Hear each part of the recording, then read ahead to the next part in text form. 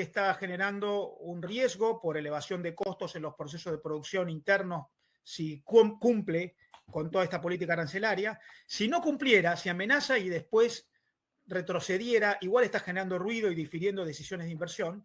Y el otro gran riesgo es el resto del mundo, porque si acá comienza una política de retaliaciones y reacciones compensatorias de los demás países, bueno, corremos el riesgo de que el comercio internacional todo se vea afectado. Antes de comenzar, una sugerencia. Suscríbete ahora Play en el botón de suscripción o en el link debajo del video.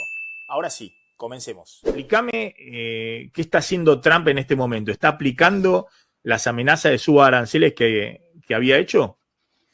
Mira, la verdad es que, como todos sabemos porque lo vemos, Trump es bastante transparente. Está tomando decisiones sin una lógica, más bien en base a distintas lógicas. Claramente él ha acudido otra vez a los aranceles en frontera como instrumento después de que durante muchos años se habían abandonado. Vos calculá que en el mundo en 25 años el arancel promedio en frontera bajó de 15% a menos de 5%. Trump los trae de nuevo. Ahora los usa con distintas finalidades, porque se los impone a Colombia, México y Canadá como instrumento de negociación para lograr otras cosas, política migratoria o menos tráfico de fentanilo. Se los impone a China por razones geopolíticas. Se los anuncia a todo el mundo diciéndole voy a poner aranceles espejo porque ustedes no son recíprocos conmigo. La verdad es que Estados Unidos tiene arancel muy bajo, el resto del mundo tiene arancel muy alto, yo pago alto para entrar y ustedes pagan bajo para entrar en mi país, entonces voy a equiparar aranceles espejo. Anuncia aranceles contra productos de la Unión Europea, no se sabe muy bien por qué razón, y deja entrever que si algún país de la Unión Europea quisiera mejorar las condiciones de ingreso de productos americanos en la Unión Europea, estaría dispuesto a negociar. Yo creo que es bastante caótico el proceso por el cual está trayendo los aranceles a la mesa. Incluso en muchos casos son anuncios que todavía no ha concretado, los anuncia mucho antes de ponerlos en práctica. Yo creo que está realmente acudiendo a un instrumento muy riesgoso. Estados Unidos es la economía más importadora del mundo, entre bienes y servicios importa 4 billones de dólares. Depende muchísimo de tecnología importada, de servicios importados, de insumos y bienes intermedios, de bienes de consumo, y claramente afecta las condiciones de operación de las empresas.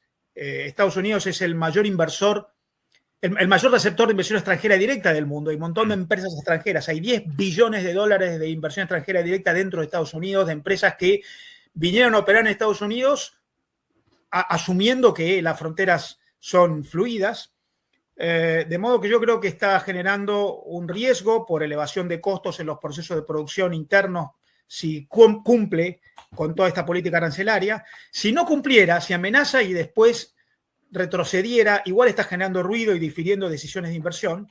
Y el otro gran riesgo es el resto del mundo, porque si acá comienza una política de retaliaciones y reacciones compensatorias de los demás países, bueno, corremos el riesgo de que el comercio internacional todo se vea afectado. El año pasado, en el año 2024, el mundo llegó al récord histórico de comercio internacional, sumando todos los países del mundo, 33 billones de dólares según UNTAD.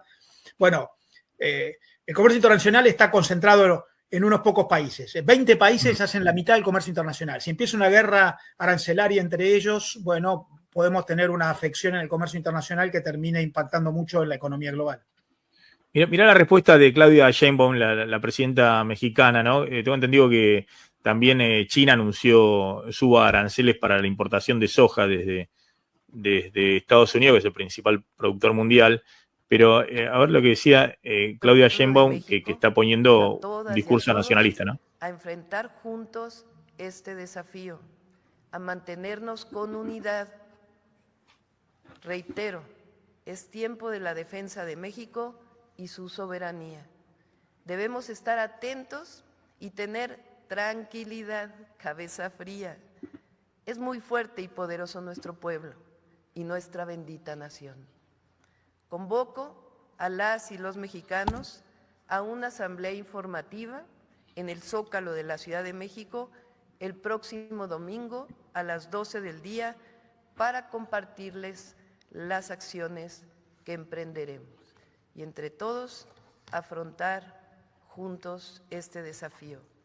Orgullosamente somos un país libre, independiente y soberano. Y estoy segura que juntas y juntos saldremos adelante. Bueno, tiene un tono muy calmado Claudia Sheinbaum, la presidenta de izquierda de México. Claramente le da una oportunidad, me imagino va a ser una asamblea multitudinaria, una congregación multitudinaria. Le da la oportunidad también de enhebrar los discursos nacionales de cada país, ¿no? Para México, obviamente, eso es algo histórico, ¿no? Cuando Estados Unidos genera alguna reacción con México, bueno, ahí hay un abroquelamiento detrás de la dirigencia política mexicana, ¿no? Claramente, pensemos que el 70% de las exportaciones de México van a los Estados Unidos. Entonces, claro, ahí tenemos un problema. México tiene un problema muy serio. Ahí no hay solo una afección del comercio internacional aislado, sino de toda la economía mexicana.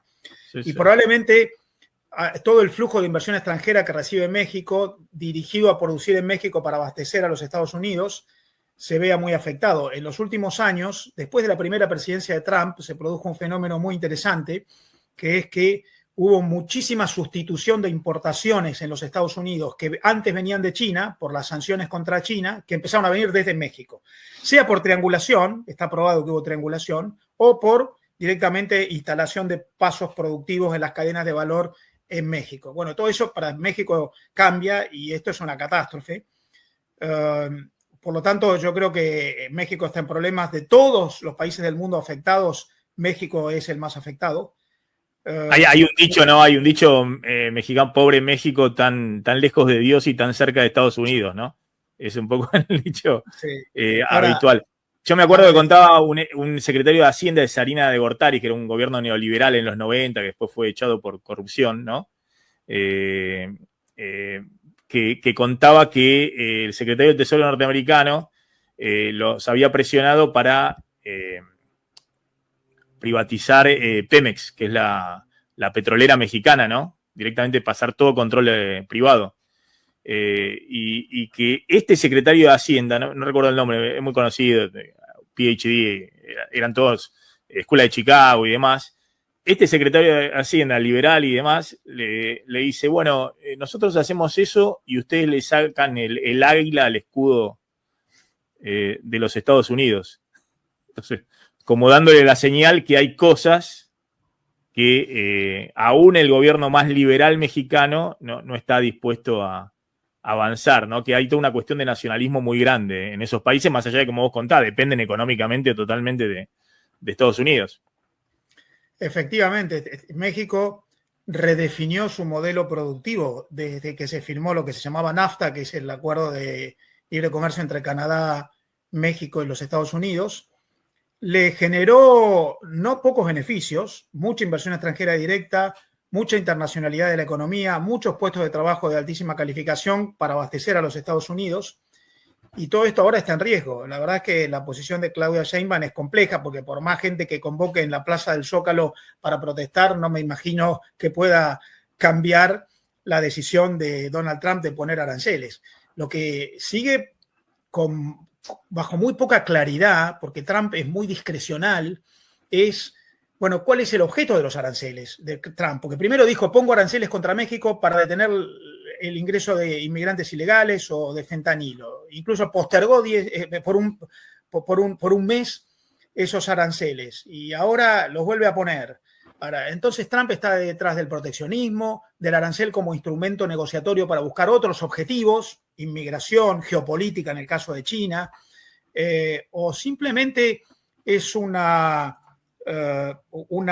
ombliguismo económico que está poniendo en marcha, que déjame decirte también, más allá de México, la verdad es que si Estados Unidos pone en marcha una política de mucho cierre, cosa que yo creo que finalmente probablemente no llegue tan a mayores, pero si lo hiciera realmente se va a perjudicar mucho. Estados Unidos es una economía que depende muchísimo del resto del mundo. Ahora, Marcelo, y en este contexto, digamos, ¿qué tendría que qué rol o qué papel, qué tenemos que hacer nosotros como país. Digamos, ¿qué tendría que hacer Milei frente a esto que está ocurriendo? Digamos, que hoy provoca, digamos, caída en los mercados, pero como una visión de que, no sé, salió la Reserva Federal de Atlanta a decir que Estados Unidos este primer trimestre ya va a caer en recesión con todo esto que estamos viendo. ¿Y nosotros qué tendríamos que hacer? Bueno, yo creo que nosotros tenemos nuestros propios problemas y en materia de comercio internacional, lo hemos hablado mucho con ustedes, la Argentina tiene que conseguir más acceso a mercados. La Argentina es un país con bajísimo nivel de exportaciones y también con bajísimo nivel de importaciones, uno de los 3 más bajos del mundo. Solemos tener poca conciencia del grado de cerrazón de la economía argentina porque nos acostumbramos.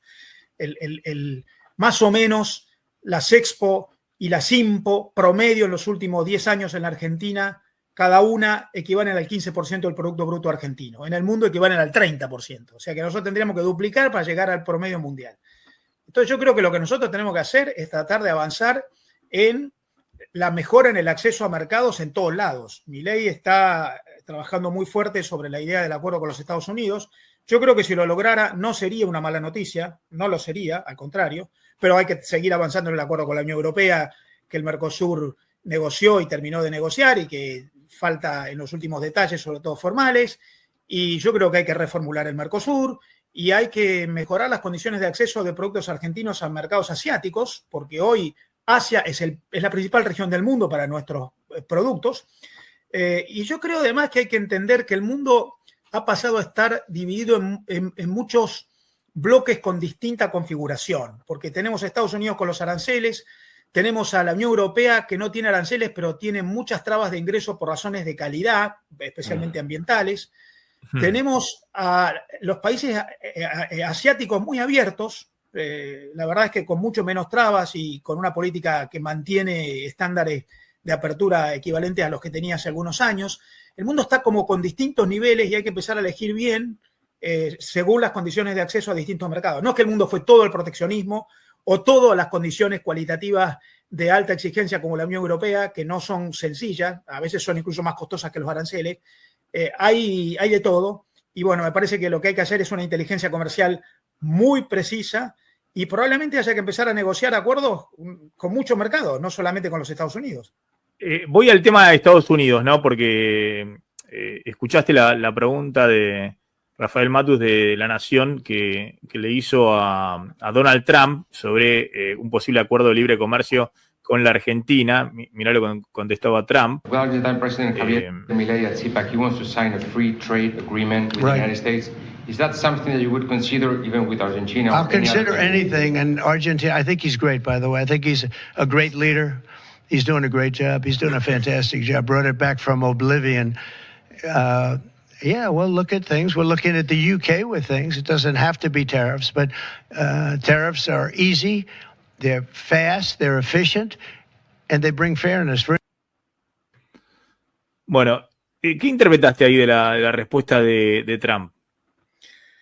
Yo tengo un supuesto, que es que Argentina y Estados Unidos están negociando un acuerdo económico que no va a ser un tratado de libre comercio, sino que va a ser un pacto para mejorar las condiciones de flujo de inversión y comercio para algunas industrias en particular. Eso no es un tratado de libre comercio integral, bajás aranceles para todo, porque además eso generaría, como sabemos, un problema serio en el Mercosur, problemas políticos con nuestros vecinos. Yo creo que lo más probable es que se generen algunas preferencias arancelarias para algunas industrias que son de interés de los Estados Unidos. Pensemos en los minerales. Estados Unidos, el principal generador de la economía de conocimiento, necesita minerales, desde litio hasta cobre. Pensemos en la energía.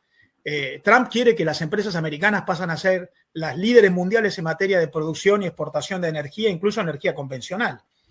De modo que lo más probable para mí, pero esto, Maxi, es una hipótesis, no es que tengo información, es que se generará algún acuerdo en el cual se mejorarán las condiciones de comercio y de inversión para algunas industrias en particular, y quizás eso termine generando una diagonal entre lo posible, lo esperable y lo que además enfoque al interés recíproco. Trump dice, puedo hablar de cualquier cosa con Milei, lo elogia mucho, Creo que Trump está hablando, así como con Milei, con otros países del mundo, inclusive con el Reino Unido, sobre algunos tratos preferenciales. Me parece que Trump va a ser muy discriminativo y va a ser duro con algunos y le va a dar preferencias a otros. Y bueno, la Argentina a lo mejor va a entrar en ese plano, pero honestamente a mí me parece difícil un acuerdo de libre comercio integral, general, de apertura absoluta. Lo veo más enfocado en comercio e inversiones en algunas industrias en particular.